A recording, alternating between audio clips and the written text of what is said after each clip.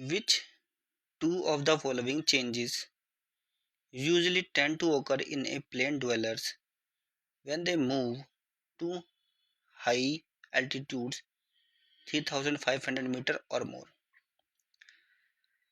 तो क्वेश्चन में पूछा गया है ऐसे कौन से दो चेंजेस हैं जो देखने को मिलते हैं हमें प्लेन डवेलर्स मतलब जो प्लेन एरियाज में रहते हैं, अगर वो मूव करे, अगर वो जाए हायर एल्टीट्यूड्स पहाड़ वाले एरियाज में तो क्या होगा।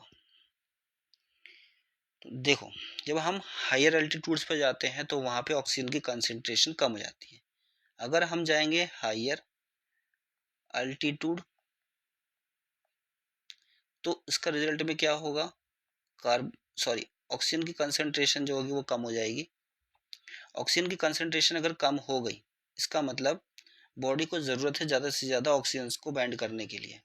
अब हमारे पास आरबीसी बहुत कम होती है क्योंकि हम प्लेन एरियाज में रहते हैं, वहाँ पे सफिशिएंट ऑक्सीजन रहती है, बहुत ज़्यादा ऑक्सीजन रहती है, तो कम आरबीसी भी बहुत बढ़िया काम कर लेती है, ज़्यादा ऑक्सीजन से बैंड कर लेती है।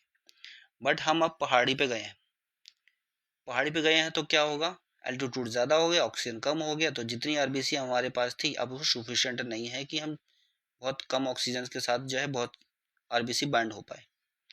तो क्या करता है हमारा बॉडी जो है आरबीसी भी बढ़ा देता है।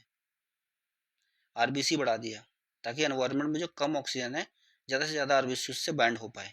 ठीक है, तो एक तरीके से आरबीसी का नंबर इंक्रीज होगा।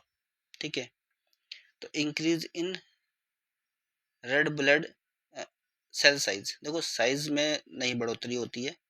ठीक है, increase in red blood cell production, red blood cells की प्रोडक्शन में बढ़ोतरी हो जाती है। ठीक है, हमने अभी देखा।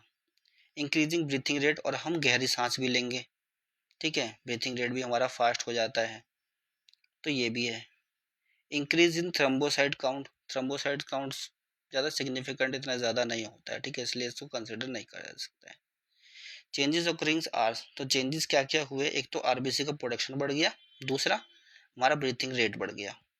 तो ऑप्शन ए जो है वो राइट आंसर हो गया, सेकंड और थर्ड राइट था, ये और ये राइट था।